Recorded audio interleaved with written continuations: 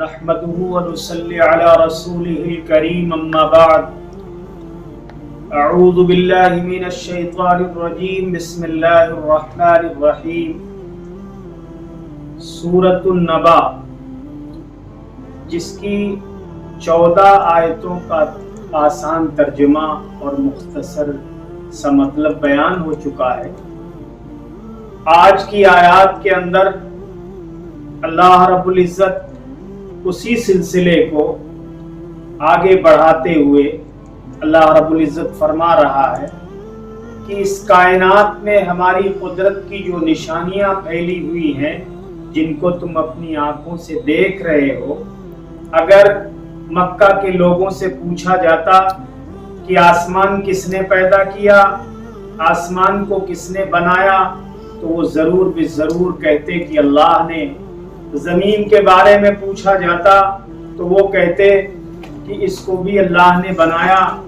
اگر ان کی تخلیق کے بارے میں پوچھا جاتا کہ تم کو کس نے پیدا کیا، تو وہ کہتے کہ اللہ نے پیدا کیا۔ تو پھر نہ جانے کیوں انہیں یہ مشکل پیش آ رہی تھی کہ اس عالم کو ایک مرتبہ ختم کر کے دوبارہ اللہ تعالیٰ پیدا فرما دے گا۔ اس میں وہ شک و شبہ کے اندر پڑے ہوئے تھے۔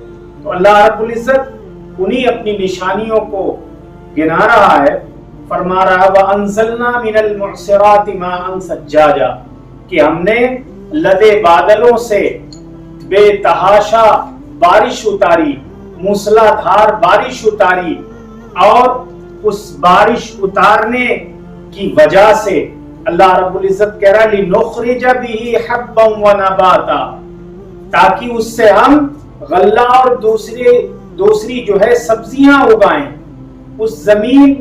اسی زمین سے جو ہے اس بارش کے اتارنے کے بعد اللہ رب العزت نے طرح طرح سے سبزیاں اور کھیتیاں، لہلہاتی ہوئی کھیتیاں جو ہے اللہ نے پیدا فرما دی۔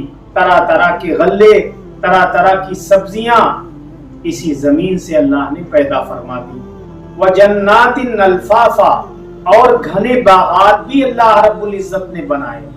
ہم اپنی آنکھوں سے ان تمام نشانیوں کو دیکھیں اور غور کریں کہ اللہ رب العزت نے بارش کو اتار کر کے مردہ زمین کو دوبارہ زندگی دے کر کے کس طریقے سے سبزہ کو اگا دیا، طرح طرح کی کھیتیاں جو ہے اللہ نے لہلہا دی اس زمین کے اوپر، طرح طرح کے پھولوں کو مہک دے دی۔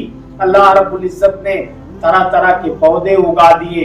تمام پودے ایسے ہیں جو ہماری دواؤں کے کام آتے ہیں، تمام درخت ایسے ہیں کہ جن سے ہمارے کھانے کی سبزیاں تیار ہوتی ہیں، تمام درخت ایسے ہیں جن سے دالیں تیار ہوتی ہیں، تمام درخت ایسے ہیں جس سے ہم کو پھل میسر ہوتے ہیں۔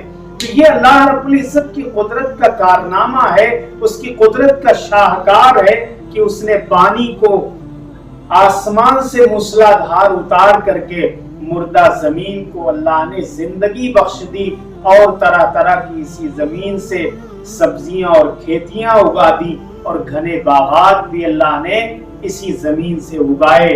معلوم ہوا سیب کے درخت کے باغات الگ ہیں، اور اخروٹ کے باغات الگ ہیں، انگور کے باغات الگ ہیں، آم کے باغات الگ ہیں۔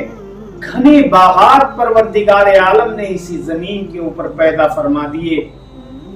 اب اللہ رب العزت اتنی نشانیاں گنانے کے بعد اللہ رب العزت فرما رہا ان یوم الفصل کان میقاتا، جس بارے میں تم کو شک و شبہ تھا کہ قیامت کیسے آئے گی، اللہ رب العزت کیسے دوبارہ زندہ کرے گا اور کیسے وہ ہم سے حساب و کتاب لے گا، اللہ رب العزت فرما رہا یقین جانو فیصلے کا دن تو متعین ہے، فیصلے کا دن متعین ہے، اس کا وقت مقرر ہے، وہ نہیں ٹل سکتا ہے۔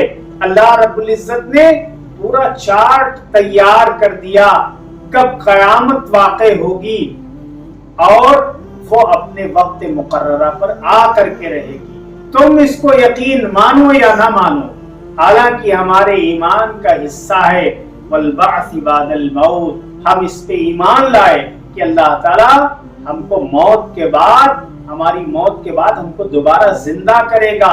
हमसे हिसाब व किताब लेगा। अब वो दिन कैसा होगा? अल्लाह रब्बुल इज्जत उसकी मंजर कशी फरमा रहा है। अल्लाह ताला कह रहा है यौमा युनफखु फिस्सूरी फतअतूना अफवाजा, जिस दिन सूर में फूंक मारी जाएगी तो तुम जूक दर जूक, गिरोह दर गिरोह अल्लाह के हुजूर जो है हाजिर किए जाओगे, गिरोह दर गिरोह अल्लाह के सामने हाजिर होगे। ये अल्लाह रब्बुल इज्जत ने फरमाया कि जिस दिन हजरत इसराफील अलैहिस्सलाम सूर में फूंक मारेंगे, वो जो 4 मशहूर मुकर्रब फरिश्ते हैं उन्हीं में से हजरत इसराफील अलैहिस्सलाम भी हैं, जो सूर को मुंह में लगाए हुए खड़े हैं और अल्लाह रब्बुल इज्जत के हुक्म का इंतजार कर रहे हैं। वो कयामत का दिन होगा जब अल्लाह रब्बुल इज्जत हुक्म फरमाएगा और हजरत इसराफील अलैहिस्सलाम सूर फूकेंगे, और जैसे ही सूर फूकेंगे तो तमाम कायनात दरहम बरहम हो जाएगी, तमाम कायनात खत्म हो जाएगी, और दोबारा जब सूर फूकेंगे तो फिर तमाम इंसान जो दादा आदम से लेकर के कयामत तक के जितने इंसान हैं वो सब के सब जूक दर जूक अल्लाह रब्बुल इज्जत के हुजूर जो है हाजिर होंगे। और अल्लाह रब्बुल इज्जत फरमा रहा है उस सूर फूकने की वजह से क्या होगा? वफुतिहतिस समाउ फकानत अबवाबा, आसमान खोल दिया जाएगा तो उस आसमान में दरवाजे ही दरवाजे होंगे, आसमान के अंदर दरवाजे ही दरवाजे होंगे। वो खोल दिया जाएगा आसमान उस सूर फूकने की वजह से, बिल्कुल आसमान दरवाजे ही दरवाजे बन जाएगा।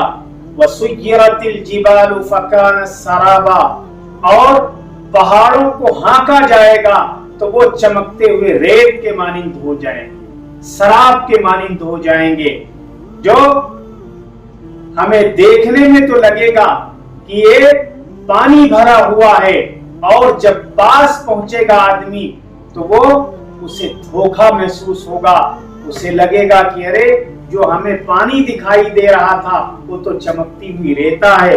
इस तरीके से पहाड़ों को रेजा रेजा करके उनको उड़ा दिया जाएगा और वो बिल्कुल रेते के मानिंद जो है शराब की शक्ल इख्तियार कर लेंगे। अल्लाह रब्बुल इज्जत फरमा रहा है इन्न जहन्नम कानत मिरसादा, यकीनन जहन्नम घात में है, यकीनन जहन्नम घात लगाए बैठी है, जहन्नम मुंतजिर है।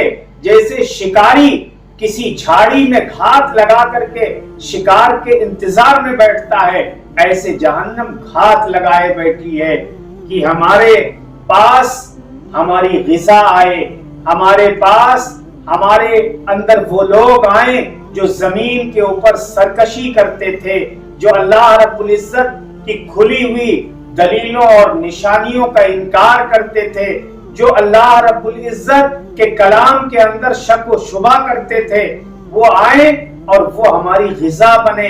तो जहन्नम घात लगाए बैठी है। जहन्नम किन लोगों का ठिकाना है? अल्लाह रब्बुल इज्जत फरमा रहा है लित्तागीन मआबा, जो सरकशों का ठिकाना है, जो नाफरमानों का ठिकाना है, जो अल्लाह के अहकामात से रूबरदानी करते हैं उनका ठिकाना है। और 1-2 दिन का वो ठिकाना नहीं है, लाबिसीन फीहा अहकाबा, जिसमें वो मुद्दतों जो है इस तरह रहेंगे। हक़ब गैर मुतय्यना मुद्दत को कहते हैं, एक लंबी मुद्दत को कहते हैं, एक मुद्दत खत्म न होने पाए दूसरी मुद्दत शुरू हो जाए, तो गैर मुतय्यना मुद्दत तक मुद्दतों जो है उसके अंदर रहेंगे जिसकी कोई हद नहीं है। लाबिसीन फीहा अहकाबा, उसमें वो मुद्दतों इस तरह रहेंगे, अजाब में रहेंगे, वो मजा चखेंगे अजाब का, तरह तरह की सजाएं उसमें दी जाएंगी। और वो ऐसी जगह है, जहन्नम ऐसा ठिकाना है, ला यज़ूक़ून फीहा बर्दम वला शराबा, न उसमें कोई ठंडक की चीज होगी और न उसमें कोई मशरूब होगा, पीने की चीज होगी, कि किसी तरीके से उस जहन्नम की आग की शिद्दत की बिना पर जो प्यास होगी तो किसी तरीके से ठंडक महसूस कर लें, ठंडक हासिल कर लें। اور کوئی پینے کی چیز پی کر کے اپنے آپ میں ٹھنڈک محسوس کرے تو نہ تو اس میں کوئی ٹھنڈک کی چیز ہوگی اور نہ اس میں کوئی پینے کی چیز ہوگی کہ وہاں کوئی مشروب ہو کہ جس سے ان کو کچھ سکون میسر ہو جائے. پینے کے قابل کوئی چیز اس کے اندر نہیں ہوگی. ہاں اگر کچھ ہوگا جہنم کے اندر الا حمیم و غساقا، ہاں اس کے اندر کھولتا ہوا پانی اور زخموں کا دھون ہوگا. ایسی جہنم جگہ ہے، سرکشوں کا ٹھکانہ ہے. یہ مکہ والوں کو اللہ رب العزت قیامت اور قیامت کے بعد جو جہنم کے اندر ہولناکی ہوگی، جو جہنم کی منظر کشی کی ہے، اللہ رب العزت نے بتایا ہے ان کو کہ یہ تمہارا موت کے بعد دوبارہ زندہ کیا جانا جو جس سے تم انکار کر رہے ہو، اس میرے کلام کے اندر جو شک و شبہ کر رہے ہو، یہ تمہاری سرکشی تم کو بھاری پڑنے والی ہے. اور میں نے جو جہنم بنائی ہے وہ تم لوگوں کے لیے گھات لگائے بیٹھی ہے.